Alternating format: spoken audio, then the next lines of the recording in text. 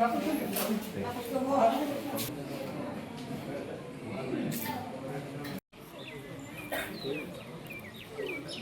संबिधान हिसाबै भटनि मोन्थाया बयनिबो मोन्थाय आरो बे भटनि मोन्थायखौ दिनै आङो गावनि जि भटनि मोन्थाय आं बेखौ होनानै दिनै जोबोर गोजोननाय मोन्दों आरो दिनैहाय बयबो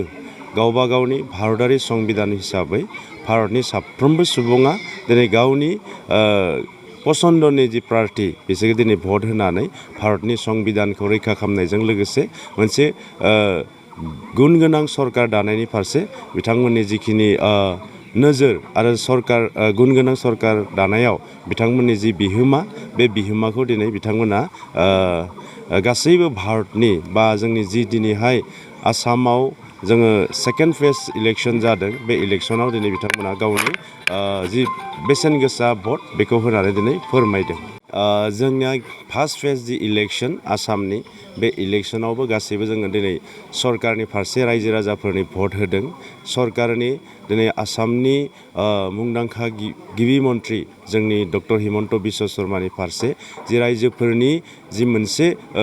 फोथायनाय बे फोथायनायनि गेजेरजों दिनै फार्स्ट फेजनि इलेक्सनाव गासैबो दिनैहाय पदमनि बिबाराव भट होनानै बिजेपिखौ सापर्ट खालामदों। नैबे दिनैनि जि सेकेन्ड फेज दा सेकेन्ड फेजनि बेवहाय जों बिटिआरआव मोननै समस्ति मोननो हादों बेनिनो दरं उदालगुरि आरो क'क्राझार। दिनै सेकेन्ड फेजआव दरं उदालगुरिनि जि जोंहा दिनै भटआ जागायबाय बे समाव प्रमद बर' बिथांनि जौगानायनि फारसे रायजोफोरनि जि अनसायनाय आरो बे अनसायनायखौ दिनैहाय जों नुनो मोन्दों आरो लोब लोब रायजो राजाफ्रा दिनै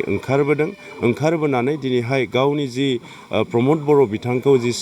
सापर्ट खालामनानै दिनै बयबो पदमनि सावगारियाव भट होनानै मोनसे गोख्रों आरो रायजोफोरनि सरकार दानायाव दिनै बयबो रायजो राजाफ्रा लैहोर लैहोर फैनायखौ नुनो मोन्दों आरो साराउन्डिं आं जेसेबां बेरायदों नायथिंदों मोनफ्रोमबो बिथिङाव दिनै एनडिएनि पार्टी इउपिपिएल बिजेपि एजिपिनि बिजाथि जोंहा दिलीप शइकिया बिथांखौ देरहाहोनायनि थाखाय दिनै बयबो लैहोर लैहोर फुंनिफ्रायनो बेवहाय फुंनि 6 बाजिनिफ्राय रायजोफ्रा लाइन जानानै दङ आरो बयबो दिनै पदम बिबाराव भट होनानै देरहानायखौ रोखा खालामबाय।